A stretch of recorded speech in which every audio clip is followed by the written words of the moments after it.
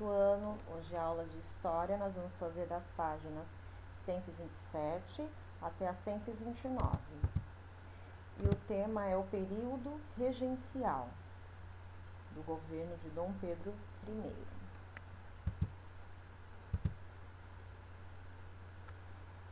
Essa época vai pegar desses anos, de 1831 até 1840.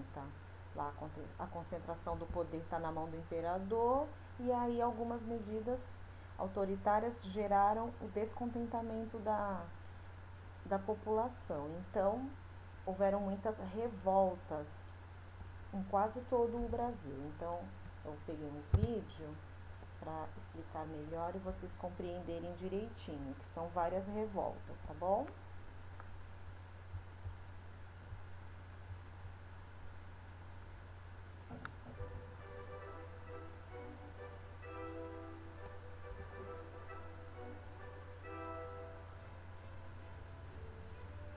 Olá, crianças! Sabiam que alguns estados brasileiros queriam separar-se do Brasil do passado? Como assim, Dorinha? Alguns estados do nosso país tentaram separar-se do Brasil. Isso foi num período durante o século XIX, entre 1831 a 1840, no período regencial, quando Dom Pedro I abdicou do trono e seu filho, Dom Pedro II, era uma criança. Esse período de 9 anos ficou sendo comandado por regentes. Os regentes eram como governadores, gente ligada à política. Alguns tinham ideias liberais e outros ideias conservadoras, e muitos inimigos. Uma das primeiras coisas que foram criadas foi a Guarda Nacional. Foi a partir dessa época que o Brasil passou a ter um exército. Um dos primeiros conflitos foi a cabanagem, ocorrida no Grão-Pará, entre 1835 a 1840. Esta foi a revolta na qual o povo que morava em casas de palafitas, as cabanas, se revoltou contra a elite política e tomou o poder. Entre as causas da revolta encontram-se a extrema pobreza das populações ribeirinhas e a irrelevância política a qual a província foi relegada após a independência do Brasil. De cunho popular, contou com a participação de elementos das camadas médias e altas da região. No Maranhão, ocorreu a balaiada. Esse conflito foi iniciado por disputas políticas, mas ganhou caráter popular. Logo surgiram os líderes, o vaqueiro Raimundo Gomes e o balaieiro Manuel dos Anjos Ferreira. Vamos atacar as fazendas, seus cabras! Com o decorrer da revolta, destacamos a figura de Cosme Bento, liderando 3.000 escravos. Mas o conflito acabou da pior maneira possível. As tropas do governo, lideradas por Luiz Alves de Lima e Silva, arrasaram com os rebeldes. Mais tarde, esse Luiz Alves passou a ser conhecido como Duque de Caxias, o patrono do exército brasileiro. Essas duas revoltas tiveram participação popular, mas as suas reivindicações eram distantes de suas reais necessidades.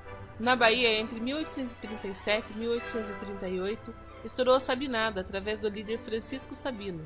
Os revoltosos queriam a república e o federalismo. Quanto aos escravos, só nascidos no Brasil seriam libertados. Doutor Sabino, os fazendeiros não vão apoiar nossa revolução. Sem o apoio da elite baiana, a revolta fracassou e o governo derrotou os revoltosos. Houve mais de 1.500 mortos. No Rio Grande do Sul ocorreu a Farroupilha. Deu início quando os gaúchos perceberam que eles eram prejudicados com a cobrança de altas taxas. Os principais líderes foram Davi Canabarro, Giuseppe Garibaldi e Bento Gonçalves, que tornou-se presidente da República dos Pampas. Garibaldi, sua missão é levar 2 lanchões por terra e dominar Laguna. Foi em Laguna que Giuseppe Garibaldi conheceu Anita Garibaldi, e lá foi fundada a República Juliana. Mas o governo reagiu e enviou o Duque de Caxias para resolver o conflito no sul. Houve conflitos, mas acabou com um acordo entre Duque de Caxias e os líderes dos farrapos. O Rio Grande do Sul não se separou do Brasil, e a taxa do charque diminuiu, mas a regência acabou, pois foi dado um golpe colocando Dom Pedro II com apenas 15 anos para ser o novo imperador. Foi o famoso golpe da maioridade. Foi isso, crianças. As revoltas regenciais poderiam formar um novo país.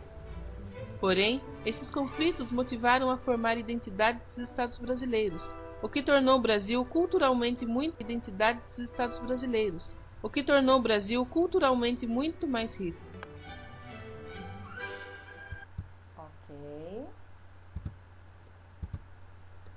Então a gente viu aí, né?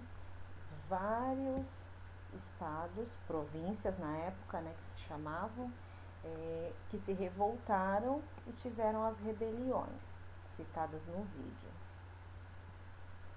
E aí teve também o golpe lá, né, da maioridade, que colocou só para dar vantagem para o filho de Dom Pedro I, que virou Dom Pedro II, a governar com 14, 15 anos. Ele estava no governo. Aí eu tenho lá, de acordo com o que você leu, quais medidas adotadas pelo governo imperial buscavam criar o Brasil como um Estado-nação? Lembram que ia ter isso de novo? Eu falei a semana passada. Criou aqueles símbolos pátrios. O que toda pátria tem? Cada um a sua. Aqueles dois que eu citei a semana passada. Tentem lembrar.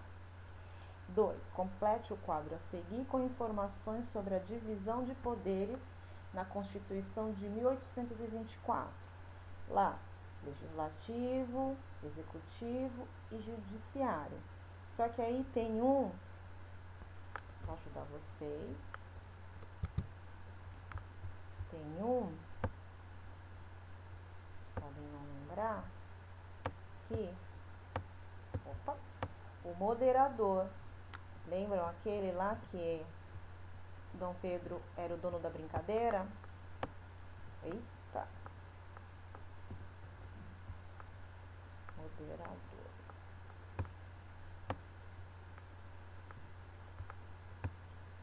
Volta. Moderador. Que ele tem o poder de decisão, é o dono da brincadeira. Não queria saber de nada, de ninguém, né?